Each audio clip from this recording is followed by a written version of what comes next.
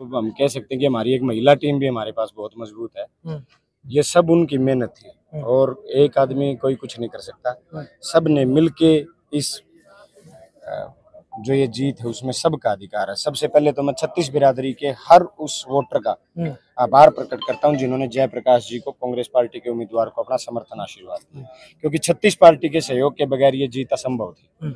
और ईमानदारी से कहूँ, मैं बिल्कुल अपनी राजनीतिक सोच के तहत ये कहना चाहता हूँ, कुछ लोग जब काउंटिंग करते हैं तो कास्ट वाइज करते हैं कि जाट के कितने मिले, चमार के कितने मिले, वाल्मीकि के कितने मिले, लेकिन मैं आज इस बात का गवाह हूँ।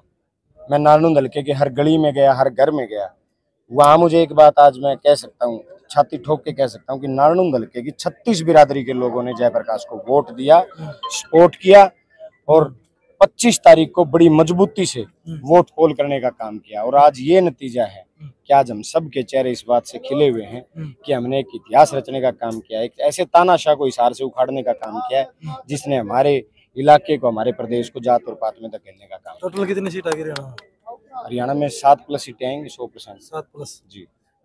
यहाँ का टोटल मार्जिन कितना रहा फिलहाल? 70,000 के आसपास का मार्जिन है। अच्छा, इतनी उम्मीद थी कि इतने उम्मीद मतलब इतने वोटों तक आप? उम्मीद तो 2 लाख की थी। अच्छा, उम्मीद 2 लाख की थी, ये सच्चाई है।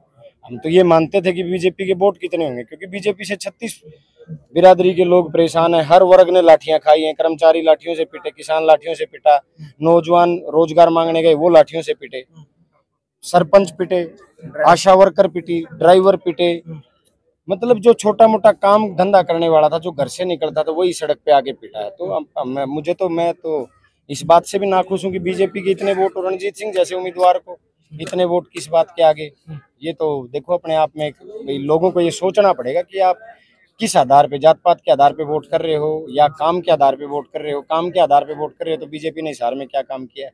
मेरी उम्र के खासकर नौजवानों को यहाँ आकलन करना पड़ेगा कि हम किस आधार पे वोट देते हैं। और सबको बधाई, जिन्होंने वोट नहीं दिया उनका भी बहुत बहुत धन्यवाद। कोई नहीं, 3 महीने बाद विधानसभा चुनाव, हमें फिर आपके वोट की जरूरत है, आपकी सपोर्ट की जरूरत है। जिन्होंने नहीं दिया उनका भी बहुत बहुत धन्यवाद, और जिन्होंने दिया उनका तहे दिल से आभार। ये जीत उनकी है। और जिन्होंने नहीं दिया उनको सोचने की जरूरत है कि हमें विकास के नाम पे, रोजगार के नाम पे, महंगाई के नाम पे, भ्रष्टाचार के नाम पे वोट देने चाहिए, ना कि जात पात के मुद्दे के ऊपर वोट देने चाहिए। नारनौंद की बात कर लेता हूँ मैं। पूर्व में मंत्री रहे और लोकसभा का भी चुनाव लड़ने वाले थे। कैप्टन अभिमन्यु के ऊपर जस्सी पेटवाड़ भारी पड़े हैं, क्योंकि इतने बड़े मार्जिन से जो है जयप्रकाश जेपी को जिता करके निकाला। कैप्टन की तो मैंने 31 जनवरी ने न्यू कह दी थी, भाजन तो थी बीजेपी वाले ने दे, और जितने थी नारायण वाले ने दे हैं। कैप्टन का पत्रा तो मैंने खोल रखा है। कैप्टन ने तो फिर 50,000 तारना है। सुन ले मेरी बात। अच्छा, कैप्टन ने लोकसभा की टिकट कौन दे? कैप्टन विधानसभा, कैप्टन साहब पहले कर दी को नहीं बेचारा, लोकसभा की कौन दे दे? रणजीत से भी बुरा हाल होता कैप्टन साहब का। रणजीत की तो आधी बातें बेरा कौन था, इसकी तो सारी बातें का इशारा ने बेरा बैठ रहा है। ये तो इससे भी गणा धोंदे। दूसरी बात कैप्टन अभिमन्यु के गांव से कांग्रेस के उम्मीदवार जयप्रकाश जी 400 वोट से जीते हैं। अच्छा, 4 दिन कैप्टन साहब ने डोर टू डोर कराया खंडे में, और नतीजा लोगों ने दे दिया कि हम बीजेपी को नहीं चाहते। खंडा गांव के उन प्रत्येक एक वोटर का धन्यवाद जिन्होंने जयप्रकाश जी को अपना आशीर्वाद दिया, समर्थन दिया। अरे भाई, भूपेंद्र सिंह हुड्डा जी को एक वायदा किया था, हुड्डा साहब को कहा था भाई जयप्रकाश को टिकट दे दियो जी, हमारा वादा है, सीट तो आपकी झोली में गालेंगे। और 9 लोकसभा हैं, और वोट परसेंटेज की बात करें तो उचाना और उकलाना हमसे ज्यादा है नारायण से वोट परसेंटेज में, और वहां टीम भी हमारे से ज्यादा है। लेकिन हमने वायदा किया था हुड्डा साहब को, हर मंच से जयप्रकाश को वायदा किया था, 45,000 की लीड का वादा था।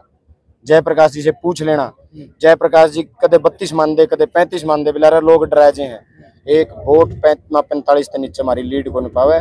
अरे या तो भाई धोखा हो गया एक दो जगह, एजेंट हमने काली भेड़ बना दी एक दो, जो मेरे गलत धोखा करगी, दूसरे आदमिया के आदमी बन के धोखा करके एक दो बूथ में, ठीक है, उनका भी हिसाब कराएंगे। नहीं तो यह जीत 48,000 प्लस जीत होनी थी। लेकिन चलो, जिसके आगे उनका भी भला, जिनके नहीं आए उनका भी भला, और जयप्रकाश की जीत की सभी को बधाई।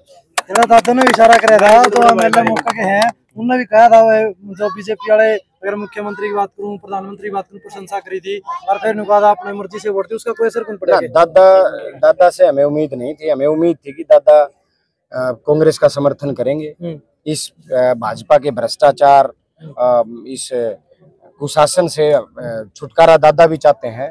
और हमें उम्मीद थी कि दादा हमारा ये कहेंगे भी जयप्रकाश को अपना वोट दो, भारतीय जनता पार्टी को देश और प्रदेश की सत्ता से बाहर करो।